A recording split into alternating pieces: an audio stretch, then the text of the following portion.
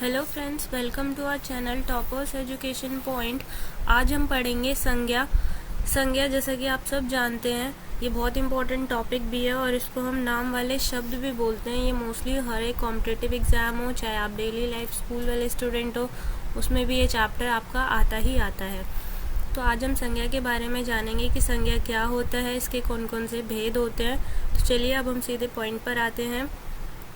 किसी व्यक्ति, स्थान, प्राणी, गुण, भाव आदि का बोध कराने वाले शब्दों को संज्ञा कहते हैं। संज्ञा होता है बेसिकली किसी भी चीज का नाम हो, किसी भी चीज का नाम, चाहे वो व्यक्ति का हो, किसी स्थान का हो, प्राणी, गुण या भाव, किसी भी चीज का नाम जो हमें किसी चीज के बारे में इंट्रोड्यूस कराए, उसे हम संज्ञा कहते हैं। जैसे किसी व्यक्ति का नाम हो गया रमेश, राजेश, ये सारे नाम आपके व्यक्तियों के नाम हो जाएंगे। स्थान में दिल्ली, आगरा, प्राणी, किसी भी प्राणी का नाम ले दिया, कोई भी गुण भाव हो गए, ये सारे आपके संज्ञा के अंडर आते हैं। और संज्ञा के कितने भेद होते हैं? 5 भेद माने गए हैं। संज्ञा के 5 भेद होते हैं जिनको हम आज डिटेल में करने जा रहे हैं। पहले हम देखेंगे व्यक्तिवाचक संज्ञा। व्यक्तिवाचक संज्ञा आपको नाम से भी दिख रहा होगा। जैसे जिन संज्ञा शब्दों से किसी एक ही वस्तु, व्यक्ति या स्थान आदि का बोध होता है, उसे हम व्यक्तिवाचक संज्ञा कहते हैं। किसी एक ही व्यक्ति, वस्तु या स्थान का मतलब जब हम किसी पर्टिकुलर चीज के बारे में बात कर रहे होंगे, हम उसको नाम लेके उस चीज को स्पेसिफाई कर रहे हैं कि हम उसी चीज के बारे में बात कर रहे हैं, तब वो किसके अंडर आता है? व्यक्तिवाचक संज्ञा के। जैसे एग्जाम्पल में अगर हम देखें, व्यक्तियों के नाम राम, कृष्ण, महात्मा बुद्ध, हजरत मोहम्मद, ईसा मसीह इत्यादि, तो इन सारे नाम से आपको पता चल रहा है कि हम इन्हीं के बारे में बात कर रहे हैं। अगर हमने इनको पॉइंट आउट कर दिया है कृष्ण, तो इसका मतलब हम कृष्ण के बारे में बात कर रहे हैं। आप समझ जाओगे कि हम किसके बारे में बात कर रहे हैं, तो इसमें कोई कंफ्यूजन नहीं होगी। फलों के नाम आम, अमरूद, सेब, संतरा, केला, यहाँ पे आपको चीजें क्लियर हो रही हैं कि किस फल के बारे में या फिर किस चीज के बारे में हम बात कर रहे हैं। ग्रंथों के नाम रामायण, रामचरितमानस, पद्मावत, कामायनी, कुरान, साकेत आदि। तो ऐसा कोई भी वस्तु या किसी भी स्थान का नाम जिनसे हमें पर्टिकुलर चीज का पता चल जाए कि हम उस चीज के बारे में बात कर रहे हैं, उनको हम व्यक्तिवाचक संज्ञा कहते हैं। ऐसे हम यहाँ पे कुछ समाचार पत्रों के नाम भी देख सकते हैं। हिंदुस्तान, दैनिक जागरण। नदियों के नाम गंगा, ब्रह्मपुत्र, कृष्ण, कावेरी, सिंधु इत्यादि। नगरों के नाम लखनऊ, वाराणसी, आगरा, जयपुर और पटना। अब जब आप इसको देखोगे तो आपने देखा इन सारे के सारे एग्जाम्पल्स में कि हम किसी न किसी चीज के बारे में पर्टिकुलर बात कर रहे हैं, मतलब किसी एक ही वस्तु का बोध हो रहा है। यहाँ पे ये अंडरलाइन किया हुआ है, व्यक्तिवाचक संज्ञा एक से अधिक का बोध कराने लगती है तो उसे जातिवाचक संज्ञा कहते हैं। अब आप कहोगे ये जातिवाचक संज्ञा क्या है? आपको व्यक्तिवाचक संज्ञा समझ में आ गया कि जब हम किसी एक पर्टिकुलर चीज को स्पेसिफाई करके उसके बारे में बात कर रहे हैं तो वो होगा हमारा व्यक्तिवाचक संज्ञा। अब हम जानते हैं जातिवाचक संज्ञा क्या होता है। जैसे आपने अभी देखा पर्टिकुलर चीज के बारे में बात हो रही है, वो जातिवाचक संज्ञा, पर अगर एक ही प्रकार की अनेक वस्तुओं का बोध होने लगे किसी शब्द से, तो वो हमारा होता है जातिवाचक संज्ञा। जैसे मैंने कहा लड़का, ठीक है। अब लड़का में किस लड़के के बारे में हम बात कर रहे हैं नहीं पता आपको। हम एग्जाम्पल देखते हैं, घर। अब घर है, कोई भी घर हो सकता है। किसका घर आपको पता चल रहा है? सभी तरह के घर आ जाते हैं। पहाड़ कहने से संसार के सारे पहाड़, और नदी कहने से सारी की सारी नदियों का बोध होता है। मतलब कि ऐसा नाम जिससे पूरी की पूरी कम्युनिटी को स्पेसिफाई कर दो। आप किसी पर्टिकुलर चीज के बारे में बात नहीं कर रहे। आपने कवि कहा, अब कवि तो सारे हो सकते हैं, कोई भी कवि के बारे में हो सकता है आप बात कर रहे हो, तो उससे आपको नहीं पता चल रहा कि किसके बारे में आप पर्टिकुलर बात कर रहे हो। टीचर, डॉक्टर, मंत्री, बैल, घोड़ा, हिरण। तो जहाँ पे वो शब्द जो किसी भी एक पर्टिकुलर चीज के बारे में ना बात करके पूरी की पूरी कम्युनिटी के बारे में, मतलब कोई भी चीज हो सकती है, उसके बारे में बात करें, उसको हम बोलते हैं जातिवाचक संज्ञा। हम यहाँ पे कुछ एग्जाम्पल्स देखेंगे। संबंधियों, व्यवसायों, पदों और कार्यों के नाम जैसे भाई, माँ, डॉक्टर, वकील, मंत्री, अध्यक्ष, किसान, अध्यापक, मजदूर, ये सारे किसके थे?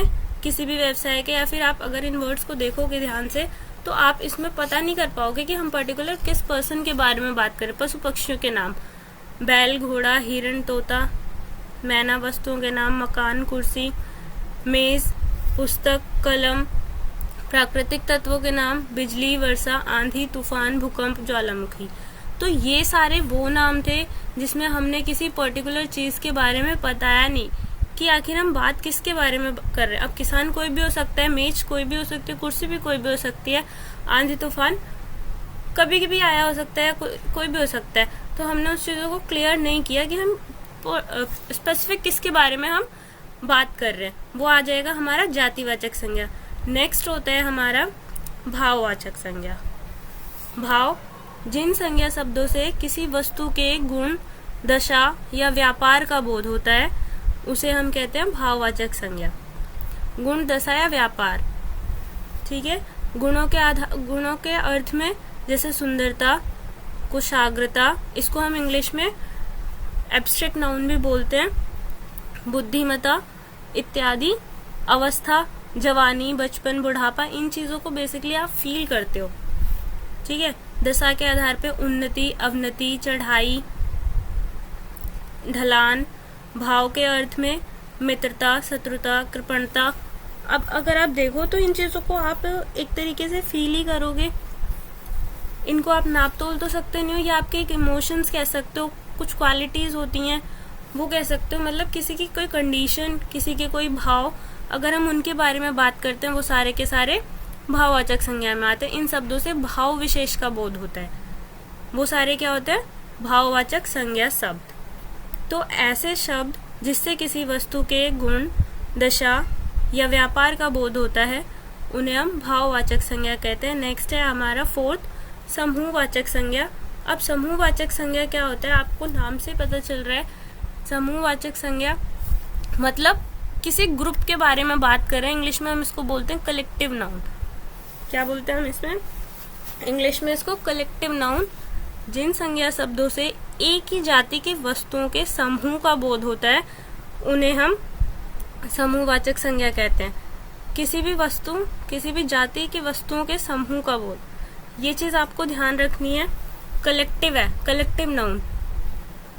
व्यक्तियों का समूह, जिसे अगर किसी भी क्लास में बहुत सारे बच्चे बैठे हैं, पूरी की पूरी, उसको हम ये तो नहीं बोलते ग्रुप ऑफ स्टूडेंट्स, हम उसको क्या नाम देते हैं? क्लास। सेना, सेना, समूह, संघ, टुकड़ी, गिरोह, दल इत्यादि। वस्तुओं के भी समूह हो सकते हैं। कुंज, ढेर, कचरे का ढेर होता है। गट्ठर, लकड़ियां जब एक साथ पूरा का पूरा उनका बंडल होता है तो उसको हम गट्ठर बोलते हैं। कीज का गुच्छा होता है, चाबियों का।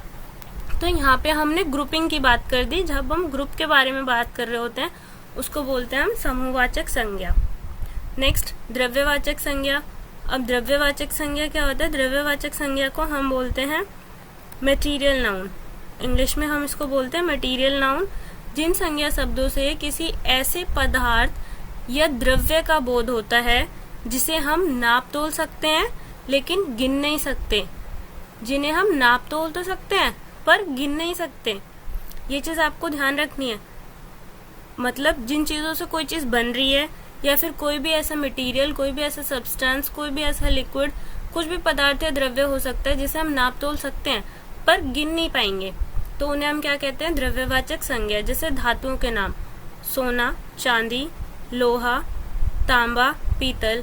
आप इसको एक तरीके से भी देख सकते हो कि इनसे चीजें बनती हैं, ठीक है। वो भी सारे आपके किस में आते हैं? द्रव्यवाचक संज्ञा में। और ये कुछ पदार्थ हो जाएंगे आपके, जैसे दूध, घी, दही, तेल, पानी। ये सारे क्या है आपके? द्रव्यवाचक संज्ञा। कौन से होंगे? द्रव्यवाचक संज्ञा। तो हमने इसमें अभी पांच इसके टाइप देखे संज्ञा के। फर्स्ट था संज्ञा, जिसको हम इंग्लिश में नाउन भी बोलते हैं। किसी भी चीज का नाम हो, चाहे वो किसी व्यक्ति का, स्थान का, प्राणी का, गुण का या किसी भाव का, किसी भी चीज का नाम हो, उसको हम संज्ञा कहते हैं। और संज्ञा को हिंदी में नाम वाले शब्द भी बोलते हैं। छोटे बच्चों को हम यही कह के इंट्रोड्यूस कराते हैं, नाम वाले शब्द। फर्स्ट उसमें हमने देखा था व्यक्तिवाचक संज्ञा। जब हम किसी पर्टिकुलर पर्सन, प्लेस या फिर एनिमल के बारे में बात करेंगे तब वो तब हम उसे व्यक्तिवाचक संज्ञा कहेंगे।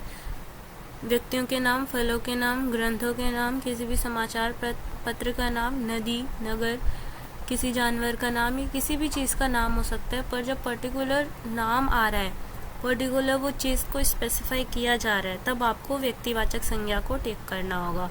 नेक्स्ट, जातिवाचक संज्ञा। किसी भी व्यक्ति, वस्तु, प्राणी, जानवर, स्थान, किसी का भी नाम हो, मगर नाम ऐसा है जिससे आपको पर्टिकुलर चीज़ के बारे में पता नहीं चल रहा है, बल्कि पूरी की पूरी कम्युनिटी का बोध हो रहा है, पूरी जाति का बोध हो रहा है, तब हम उसको बोलेंगे जातिवाचक संज्ञा। जैसे आपको एग्जाम्पल दिया था, डॉक्टर, किसान, वकील, टीचर, ये सारे से, इन सारे शब्दों से लड़का, लड़की, आपको नहीं पता चल रहा आप किस पर्सन के बारे में बात कर रहे हो, पूरी की पूरी कम्युनिटी स्पेसिफाई हो रही है, वो आपकी जातिवाचक संज्ञा होगी। इसको हम कॉमन नाउन भी बोलते हैं इंग्लिश में, जातिवाचक संज्ञा को, और व्यक्तिवाचक को बोलते हैं हम प्रॉपर नाउन। नेक्स्ट इज भाववाचक संज्ञा, एब्स्ट्रैक्ट नाउन, जहाँ पे आपके इमोशंस या फीलिंग्स आ जाएं, उनके बारे में बात की जाए। जैसे यहाँ पे आपने एग्जाम्पल में देखा था कुशाग्रता, बुद्धिमता, यहाँ पे आपकी इंटेलिजेंस, आपकी शार्पनेस, आपकी ब्यूटी, इन सारी चीज़ों के बारे में बात की गई है, तो ये आपके होते हैं भाववाचक संज्ञा। मतलब आपके इमोशंस, आपकी फीलिंग्स, गुण, दशा, व्यापार, इन सारी चीज़ों के बारे में बात की गई है। तो कोई भी ऐसे शब्द, वो संज्ञा शब्द जिनसे किसी वस्तु के गुण, दशा या व्यापार का बोध होगा, वो आपके भाववाचक संज्ञा शब्द कहलाएंगे।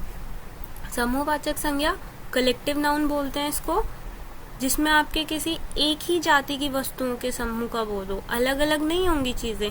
अगर हम चाबियों के बारे में बात कर रहे हैं, इसका मतलब वो बंच होगा कीज का, बंच ऑफ कीज जिसे हम इंग्लिश में बोल देते हैं, और हिंदी में बोलेंगे हम गुच्छा, चाबियों का गुच्छा।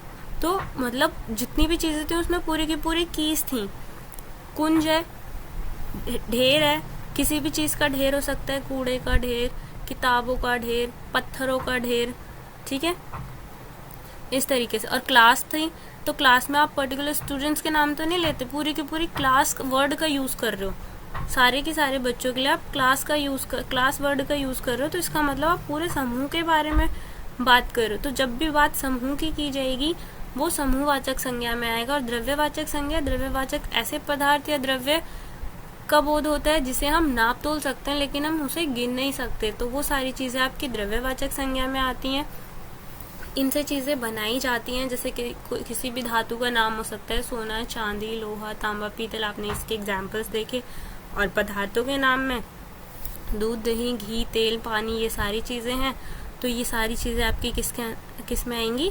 द्रव्यवाचक संज्ञा में। तो अब आपको इसमें कोई भी कन्फ्यूज़न नहीं होनी चाहिए। अगर आपको कोई कन्फ्यूज़न है तो आप नीचे कमेंट कर सकते हैं। And if you like my video then like, share and subscribe. Thank you for watching my video.